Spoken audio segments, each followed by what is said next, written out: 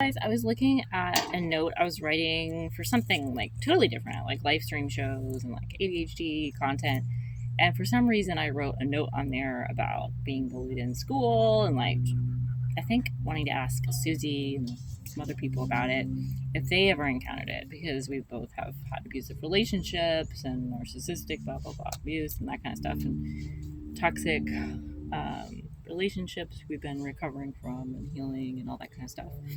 And it's interesting because I didn't realize this. It's not like a case by case basis, like everything's connected, and it's kind of mind altering to learn this over time. So when I go back and I go back, it's like, well, I've always been in an abusive or toxic dynamic. I'm just gonna say every time I come out here, and then there's like either aircraft or somebody's doing yard work or something. But hopefully you guys can still hear me. I still haven't gotten my new mic, and I haven't found my old one. I'm just having so many different challenges lately. But I think the first time I really remember being like bullied in school, I was in the first grade. So I was 6, I think, in the public school system in Atlanta, and I did ride the bus in the first grade. In kindergarten, I went to the church school and like preschool. So that was all good. I'm sure that was more like sheltered and like I felt safe, like as much as I can remember going to the church schools. And then like with public school, that's when it really started, I think, with the anxiety and just feeling like an emotional roller coaster every day and not knowing like I had ADHD back then or anxiety or anything like that. I had no idea. Um, I just kind of knew how to survive and like internalize everything and knew how to like, I guess, thank God helped me through. I know how to study and like I was really good at spelling for some reason. Like for whatever reason, I just remember that in the first grade we would make up. She would have us. I remember her name was Miss Waith, Mrs. Waith, and um, she would have us do like our own spelling, like pick our own spelling words. And so the kids who had troubles with spelling would pick really easy ones. And then she was like, well, that's cool because like you have trouble with it. So like go easy on yourself. And like with somebody like me, I of course probably looked like a total dick to everybody because I would come up with these crazy hard words because I enjoyed the challenge because I was better at it for whatever reason. And like I feel like I was better in the first grade at spelling than I am now. Like that's kind of how I feel. But um, maybe not, you guys. Maybe it's just some days I feel like that. It kind of goes back and forth. But I was just being myself, and now that I think about it, I'm like, kids in my class probably thought I was a total dick. Like, you know what I mean? Like, she was show off. So I don't remember meaning it like that. But it's so funny when you think back, you know, like how people probably perceive things, and maybe it wasn't exactly accurate. But same here. We all have our own perception, right, and experiences. But I do remember getting like hit for the first time on the bus, and it was right before this kid went off on his bus stop. So he like hit me really quick and like ran away before I could react. I was so shocked. I was like, I couldn't even react. I was just totally shocked. And then the next time, I think it was like in the second or third grade. I can't really remember. I don't remember the first kid's name. I remember the second kid's name because it was more. It was like a worse, like a weirder situation, and I'm pretty sure I was being myself. Like I was talking a lot. Became like this ADHD kid with like an extroverted personality, being overly talkative, overly energetic, and I have no idea what I was talking about, what I was doing. But he just up and hit me out of nowhere, and then like his friend and some people sitting beside us, like I could feel myself like rising up to react, and they like pulled back my arms and like restrained me and like pulled me down so I couldn't even like retaliate to defend myself. It was just like the most, like you would think is like it isn't. It's embarrassing. It's like I'm trying to react and then I'm getting held down, and it's more than embarrassing when I think about it. I'm just like that is so like horrible and mean and just cruel.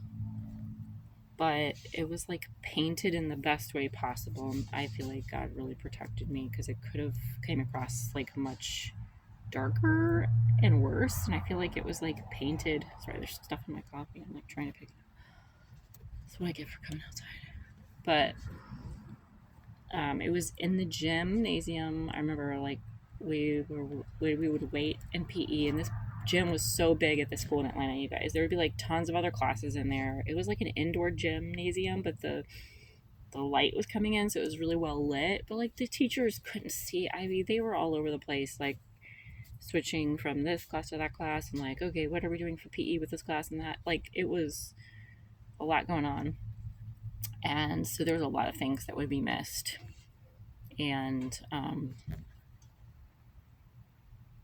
yeah, I just had a couple other weird memories come up in that same gym that happened. Some really like, I don't know, just humiliating, embarrassing things happened up in there. And excuse me, my nose is itching. But so it's like it's like the two times I remember being hit in school, both by boys, mind you, and both times I couldn't retaliate, even hit him back, even if I wanted to. Like it just was taken away from me. So kind of sucks. And then the next few times I remember really being bullied were all by girls in school, and it was mainly in the 6th grade. And I would say that created more anxiety because there was more anticipation. It was more like the threats of like, we're going to beat you up, and name calling, and just like trying to belittle, just trying to tear you down with like words, emotions, like psychological warfare type thing, and all these threats and like intimidation and getting groups that, ganging up on me and this kind of thing. And it just caused all this anxiety, like, oh my God, how am I gonna, this is gonna be so bad if like more than one comes at me again, or this happens or that. It's just been having to ride the bus. I had anxiety about the bus anyway. Like I was always afraid I was gonna miss it or not find it or not catch it. It was just anything with the bus, just it's like PTSD, right? And I think I was talking to my son the other day. It's one of the reasons why I was like, whenever he was born, I'm like, he's not riding the bus, like ever. I don't care what is, he's not riding it, and he understands why. Like, he's like, Mom, you're sweet. I understand now why you always felt that way, and like, you just want to protect me and stuff. And maybe some people could say that's being overprotective or I'm sheltering him. Not really. I'm just trying to shelter him from something that, there's nothing good going to come up riding the bus to school. Let me just be honest with you. There's nothing he's going to miss out that's going to like, improve his life. I would say, and he would agree, that his life has been improved with more time doing like homeschool stuff and learning in the home, and then when he's in school learning, just being taken there and safely picked up, dropped off, that kind of thing. And this is not to say, or anybody who has their kids riding the bus and all that, I'm just I would say make sure they feel safe, that nothing bad's happening on the bus, because a lot of other things happen on the bus I've seen on the bus, from drugs to people like flashing at each other and doing weird things on the bus, and name calling and this. I mean, the bus driver is driving. They can't, come on, guys. Lots of crazy stuff's happening on the school bus. Hopefully it's not like back in my day, it was just all over the place. So it was a constant like source of anxiety for me on a daily basis. But what about you guys? I don't know if you rode the bus, if you had a good or bad experience, and if you were bullied in school. Just kind of feel free to share. And yeah, it's all related. It's like if you have toxic or abusive relationships over the years, or dynamics you've had to overcome, it's like, do you look back and go, oh my God, I was bullied in school. Oh yeah, like this happened with family members or friends, or seemingly so, right? And it's like it's been connected on a continue, just going in this direction until basically you decide to heal all the way from the inside out, because there's always something there. And until we find it at the root, at the source, it's like it continues in some way. It's just so insidious. Am I saying that word right? It's like I know the word, but insidious. And I can spell it. Going call back to the spelling. But I hope you guys are having a great day. I have drinking. That's not correct grammar, but I have been drinking copious amounts of coffee today, and clearly I still maybe I could lay off of it. The carrot juice is really helping. You guys should try carrot juice. I'm gonna switch to that in our kombucha and our water next. So, peace.